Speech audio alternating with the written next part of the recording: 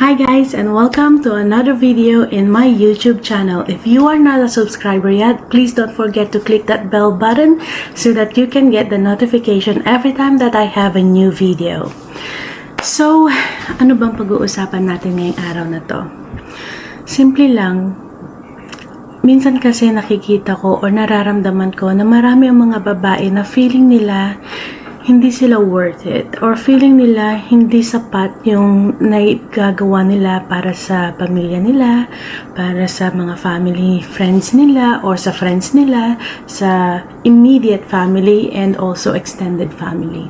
Ano ba yung mga immediate family? Ang immediate family kasi kung may asawa ka na, yung asawa at mga anak mo ang immediate family mo at magiging extended family mo na lang mga magulang at kapatid mo. Kung wala ka pa namang asawa, immediate family mo ang mga magulang at kapatid mo.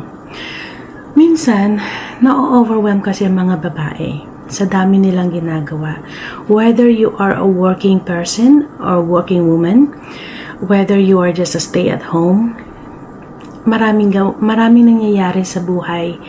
In a span of one day, ang dami nang nangyari na hindi na nila nare-realize na kailangan din nila ng pahinga, ng break.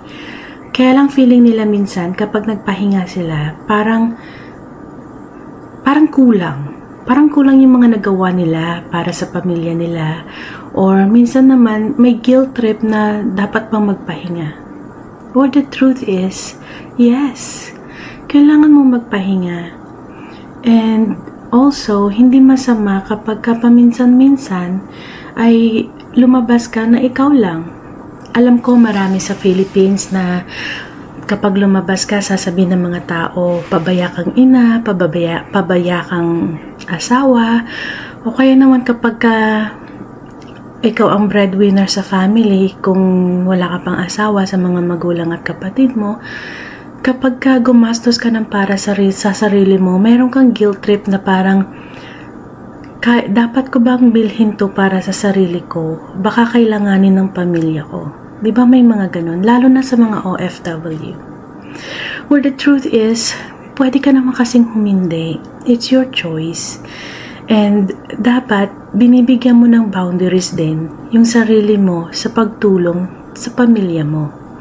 You have to understand naman na darating ang araw na hindi ka pwedeng umasa sa mga taong tinutulungan mo. There was a story, I don't know kung lahat ito ay napanood na or nabasa na, may story na yung matandang babae na walang asawa, pinag-aral niya lahat ng mga pamangkin niya, binigay niya, binuhos niya yung pagmamahal niya sa mga pamangkin na parang tunay niyang mga anak.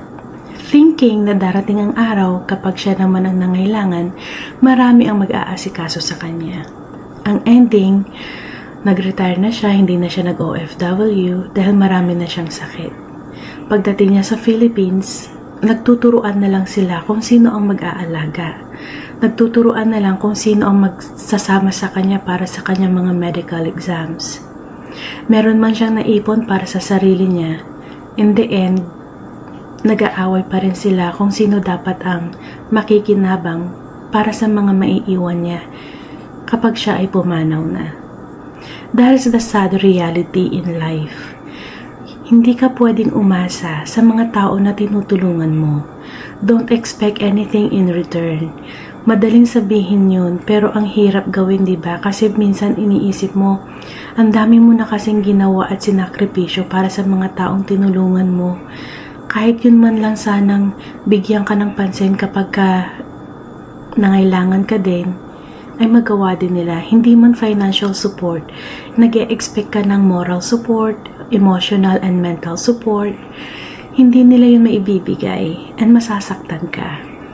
This is why it's very important na magkaroon ka ng boundaries para sa mga taong tinutulungan mo. Bilang isang OFW, bilang isang breadwinner, dapat open ka sa mga tao na binibigyan mo ng tulong. Let them know kung hanggang saan lang yung kaya mo. And also let them know kung bakit hanggang doon lang ang kaya mo. Hindi pagiging selfish ang sasabihin mo sa kanila na kailangan mo ding magtipid at mag-ipon para sa sarili mo balang araw. You have to make them understand na balang araw ayaw mong umasa sa kanila dahil naiintindihan mo na darating ang panahon na magkakaroon din sila ng kanya-kanya nilang mga buhay, kanya-kanya nilang pamilya. And that is okay. It's okay to think na balang araw, wala kang talagang ibang aasahan kundi sarili mo. But the problem is, will it be okay kung wala kang ipon? Diba hindi? Ang hirap nun. And doon darating yung mga sama ng loob. So, para maiwasan mo yon, para ma-fireproof mo yung damdamin mo towards the family na tinutulungan mo, sa'yo dapat manggaling. You have to put a boundary kung hanggang saan ang pwede mong itulong. Yes, madaling sabihin na kaya ko pa naman okay pa naman ako, sila muna. Paano kung may emergency at hindi mo na bigla kaya? Maiisip din ba nila na ikaw muna? I'm not trying to tell you to be selfish to the family that you're helping. But always remember, hindi mo sila matutulungan kung ikaw mismo ay malulunod na din. Okay? Para naman sa mga babae, para sa mga asawa, nanay, hindi po kaartihan kapag gusto mo ng time on your own. Kung gusto mo, ikaw lang ang mamalengke kasi magiging me time mo na din yun. Kasi minsan ang sarap yung nag-stroll ka lang sa palengke or sa shopping. Kahit wala ka mabili, basta nakikita mo lang na nakaka-relax din yun yung maglalakad ka lang. Have a time for yourself. And hindi rin naman masama kung magtatabi ka ng konti para sa'yo. Iisipin mo na baka gusto mong magpaayos ng mukha, mukha ng buhok, gusto mong bumili ng pampaayos sa mukha, this is what I meant. Or magpaayos ng mga nails, diba? Hindi naman yung masama. Hindi naman masama yung pampaarjod. Pampaarjod is an Ilocano word which means that you want to do something to beautify yourself. Something for your skincare, for your hair care, or nail care, or whatever it is that you may want. Sometimes you just want to buy something like a new outfit. It's not bad. Hindi naman po masama na magtabi. Halimbawa, kung may budget, magtabi ka ng konti hanggang sa maipon mo yung amount na kailangan mo para sa bagay na gusto mo pansarili. Always remember, you are worthy. Mahalaga ang buhay mo sa lahat ng taong nakapaligid sa'yo. Hindi man nila maamin sa'yo, hindi man nila ito masabi sa'yo, hindi man nila masabi araw-araw o minuminuto na you are worthy, na mahalaga ka sa akin, hindi man masabi mga anak mo na, Mami, mahalaga ka sa akin, thank you, I love you. Pero they do. Sometimes, yung mga nakikita natin na pag inuubos nila yung food natin, nasasarapan sila sa mga food natin, it's a simple appreciation na. Let's not wait for the word affirmation. Alam ko na may mga love languages, may word affirmation, may touch, diba?